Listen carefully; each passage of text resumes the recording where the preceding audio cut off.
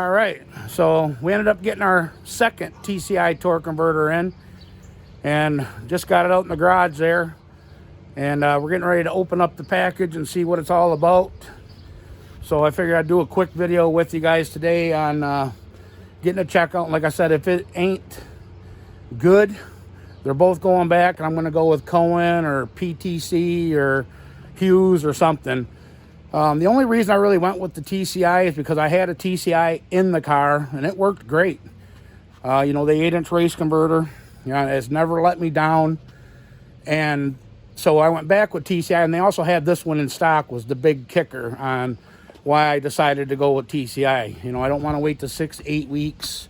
They're talking end of July, early August to get one built. So I decided to go ahead and go with the TCI. Well, we just got it in. I just got my yard work all done. Got everything all cut up. I had to move the car trailer around and mow underneath my picnic tables, and I spun the car trailer around and cut all that stuff. 4th of July weekend's coming up. We probably got family coming up to the place here, and we're gonna have a barbecue and just hang out and do the family thing. But let's take a walk in here and see. I also have to, before I even start getting the trans ready to go, I got to get some fluid from Tony and get some of this stuff picked up. My son's buddy come over, and I helped him out with a brake job on his wife's Impala. But I still got stuff laying here from, obviously we're going to need that stuff to put the trans back in. And it's still chilling out underneath, waiting for its converter. But I got to get this oil drained into some jugs. Like I said, we got this in. FedEx just left. There's the part number, 24-2200. Here's the part number on this box, 24-2200. And here's the piece of you-know-what. Unbelievable, man. I thought maybe I would have got roasted in the comment section on being too picky when it comes to stuff like this. People, some people said they would have ran it. Other people, they agree with me that they wouldn't let that thing fly. I mean, it's kind of bad when a Summit brand converter looks like that. I mean, you can't even, you know what I mean? It's perfect. That looks good. That's awesome.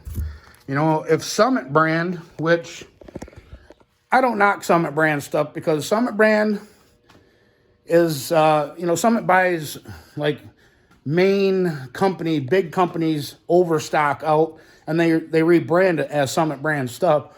So that's actually probably, that converter is probably a great converter. Just because it's a Summit brand converter, people kind of shy away from it. And then we get into the big name brand companies, TCI, and we see what we end up with. And like I said, here's my old 8-inch race converter. You can see that it was balanced. Here's the weight. But I want to do more street driving with this, the old El Camino this year. So that's why I decided to step up to the 9.5-inch converter and lower it down a little bit. The 8-inch converter was 45 to 48 with a small block, and 54 to 56 with behind a big block. So, but let me get this new converter out of the box. We'll put it on the shelf, and we'll compare and see what we got. All right, we got her out of the packaging, and as you guys can see here, it comes with new bolts, 19 points of quality control. Only one that ain't marked is the ring gear, which, there would be a Mopar. Takes the ring gear on the converter. And the Sprague. But everything else, hub size, hub length, pilot size, pilot length, converter length, bolt pattern, end play, turbine spline, bolt holes, threads, computer balance, hub runout, converter runout, welding, identification, pressure checked, appearance, and the stator spline. which made me go back into the other box and dig more and see what this guy and this POS did. And you can see there, he's got the ring gear marked out, appearance marked out, and the sprag marked out. So why he marked appearance out, I don't know, but he should have marked out welding. If he wasn't the one that welded this POS, he should have checked that box on welding and not let it through. If you ask me, whoever the quality control was that let that go out the door should have been pretty bad. Should be fired. But as you guys can see here, there's the part number. I think I might already showed that in the other clip. There's the part number on the old POS. But yeah, here's the new one that just came in today. And it looks 100% better. Even's got a sticker on this one.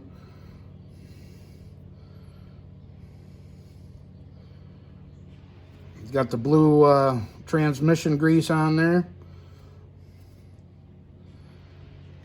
Yeah, I'm happy. I'm happy with that one. The ears are welded around the corners, like I think it was Grady that said that. Grady was a certified welder for, I think he said 27 years or something like that.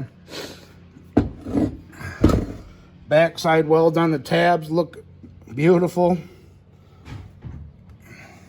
I'm happy with it. We're going to run it. I mean, it's not the laser welded like the old school. I had this converter. I think I bought this converter in, what was it, 2017 maybe? 2016? No, shit. That was before. Let me see. Oh, 2012. Yeah, it was when we got the car first built. Is when I bought this. So 2012. I mean, that's a pretty old converter. But yeah, I'm gonna let that fly, guys. I mean, that's 100% better than that other POS. So we're gonna run with that one. So now I gotta take all the packing stuff here and get it all packed up in this, and we're gonna ship it back. Free shipping, you know, back to where we got it. So that's awesome. So now all I got to do, I got to go over, Tony said to come over there and get some trans fluid. So I'm going to go over there and pick some trans fluid up. And he said just dump a half a quart to a quart in it. There ain't no sense of filling the converter all up. Because when you go to fill it all up, you're going to lose, you know, majority of it trying to get it in and into the trans and set. So he said just get it wet, you know, half a quart to a quart, it'll be fine. He said, and then after you get everything installed, fire the car up. Do not put it in gear until it reads full. So, which I already knew that. But yeah, I mean, that's pretty good, guys. I'm pretty happy with that. I'm going to let that fly. You know, like I said, I don't want to wait till the middle of August, end of August, now that we waited another week. They told me end of July, first part of August, a week ago. So now that we're another week out, it could be the middle of August, the end of August, to get a new converter built. So, you know, like I said, that first, we ran the TCI, the 8-inch. I bought that new, and I've never had any trouble with it. It's always been a good converter. And I'm probably end up going to sell this 8-inch, to tell you the truth.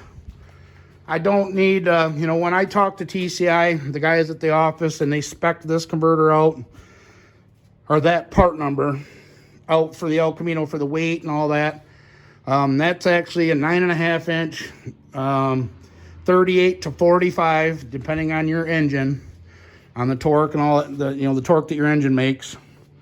So I'm not going to need this big a converter in that light Blazer. So I'm probably going to sell this 8-inch race converter, and I'm going to sell this Summit brand 3500 converter, and then I'll just go ahead and buy a new converter when the time comes for the Blazer.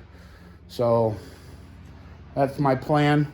But I got to get this shop cleaned up. I got stuff everywhere.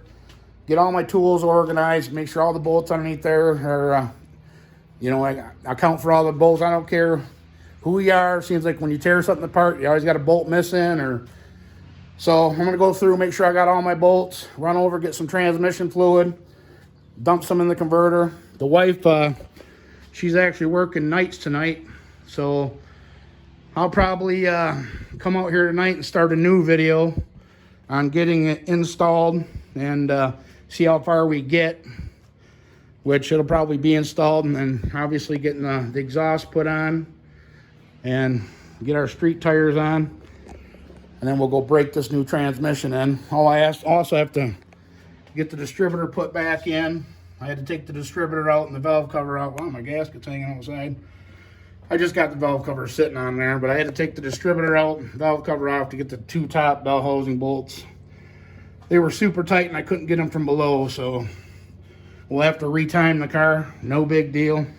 Easy peasy. But I'm not going to bore you guys with me walking around cleaning the shop. But yeah, guys, that's a win. I'm going to run with it. So hopefully it works like my old one did. It's getting humid out here too. I tried getting out here early and get my yard work done, and before the humidity hit, we actually got some rain finally. And now it's humid, but it is what it is. I'm not complaining. We need the rain. But anyways, guys, as usual, I really appreciate everybody for watching. Don't forget to like, comment, share, subscribe, and we'll see you guys on the next video. All right. Bye-bye.